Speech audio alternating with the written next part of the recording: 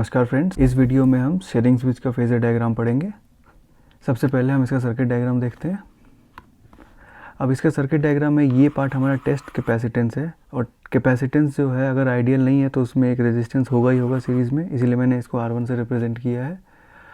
और इसका जो AB लेग है ये टेस्ट लेग है, और BC लेग में एक प्योर रजिस्टर लगा हुआ है जो विदाउट एनी इंडक्टिव प्रॉपर्टीज़ है। फिर यहाँ पे एक कैपेसिटर है जो कि एक स्टैंडर्ड कैपेसिटर है, और जो ये हमारा DC लेग है उसमें हमारा पैरेलल में कैपेसिटर और रजिस्टर लगा हुआ है, जिसको हम वेरी करके ब्रिज बैलेंस कंडीशन निकालते हैं। और एट द बैलेंस कंडीशन क्या होता है, ब्रिज में IG 0 हो जाता है। और जो करंट मार्किंग अगर मैं आपको बताऊं तो जो AB लेग में है वो I1 होगा, और IG 0 होते ही हमारा I3 0 हो जाएगा, I3 = I1 हो जाएगा।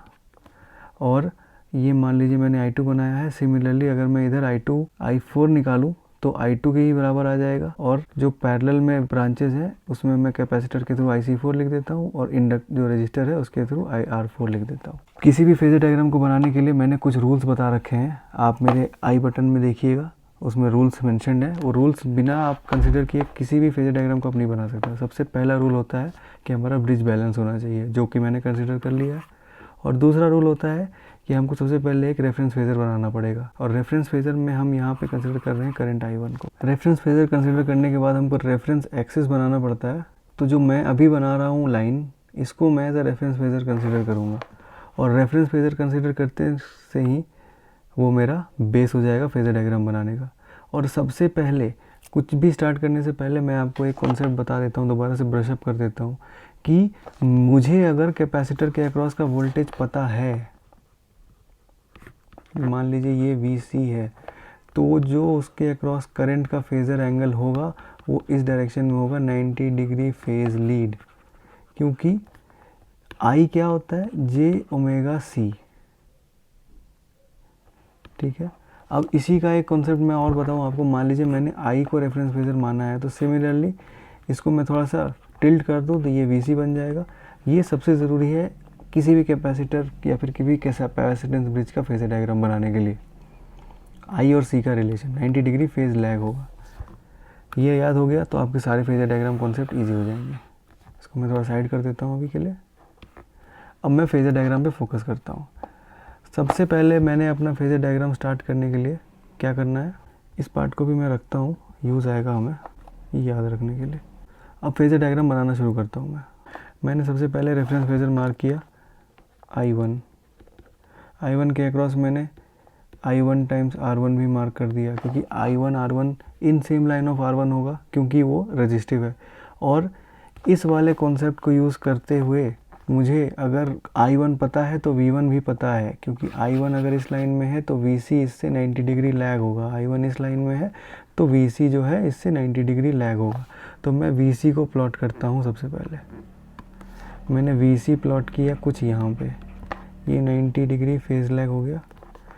और I1 और R1 प्लस VC का फेज़र सम मैं जब करूँगा तो मुझे क्या आ जाएगा, V1, क्योंकि I1 R1 plus VC1 V1 के बराबर है। इसका फेज़र सम होगा किसके बराबर, V1 के बराबर। अब V1 मुझे जैसे ही पता चल गया, फेज़र का जो मैंने रूल बताया था कि फेज़र बैलेंस, अगर आपका ब्रिज बैलेंस है तो V1 = V2 होगा, क्योंकि आपके डिटेक्टर के थ्रू करंट 0 है और B और D सेम पोटेंशियल पे हैं। B और D की पोटेंशियल होते ही AB और AD का पोटेंशियल ड्रॉप सेम होगा। V1 = V2 मैंने प्लॉट कर दिया। अब मैं सिमिलरली I1 टाइम्स R3 भी प्लॉट कर सकता हूँ, जो कि V3 के बराबर है। मैंने I1 टाइम्स R3 को कुछ यहाँ प्लॉट कर दिया, ये V3 के बराबर है।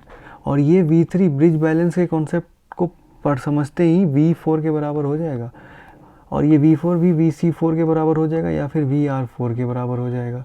इसमें कोई डाउट नहीं होना चाहिए, क्योंकि जैसे ही ब्रिज बैलेंस होगा आपका V3 और V4 बराबर हो जाएगा। ठीक है, मैंने सब कुछ यहाँ लिख दिया है। अब मैं क्या करूँगा, मैं निकालूँगा current components in terms of V4, IC4 और IR4 निकालना है मुझे, क्योंकि IC4 R4 निकालते ही मुझे I2 निकल जाएगा, क्योंकि I2 किसका फेजर सम है, IR4 प्लस IC4। मुझे V4 पता है तो मुझे VC4 भी पता है। मुझे जैसे ही VC4 पता होगा मुझे IR4 या फिर IC4 पता चल जाएगा। किस कॉन्सेप्ट से, जो मैंने आपको यहाँ बनाया है। ये सबसे पहले बना लीजिए, सारे फेज़र डायग्राम के फटाफट बनते जाएंगे। तो मैं कुछ यहाँ पे IC को बनाता हूँ, IC4। अब मुझे जैसे ही IC4 पता है, मुझे IC4 पता हो गया मुझे। अब VR4 जैसे ही मुझे पता है तो मैं क्या करूँगा, VR4 को मैं लूँगा और उससे निकालूँगा IR4 का लाइन। मैं IR4 किसी एक लाइन में प्लॉट कर देता हूँ। मान लीजिए ये है आपका IR4 का वैल्यू। अब जैसे ही आप IR4 और IC4 का फेज़र सम करेंगे, क्या बन जाएगा आपका I2, क्योंकि I2 मैंने बताया था क्या है। मैं करता हूँ IC4 और IR4, मैं करता हूँ IC4 और IR4 का फेज़र सम। तो ये किसके बराबर आ जाएगा आपको, I2 के बराबर। और जैसे ही मुझे I2 पता चला, I2 पता चलते ही मुझे V2 पता चल गया, क्योंकि I2 पता होते ही V2 किस लाइन में होगा, उससे 90 डिग्री लैग होगा, जैसे मैंने यहाँ पे आपको प्लॉट किया, जो VC2 होगा। तो मैं VC2 और V2 बराबर है। अब देखिए ऑटोमेटिकली आपका ये 90 डिग्री का फेज़ लैग आ चुका है यहाँ पे। ये V2 बराबर VC2 था।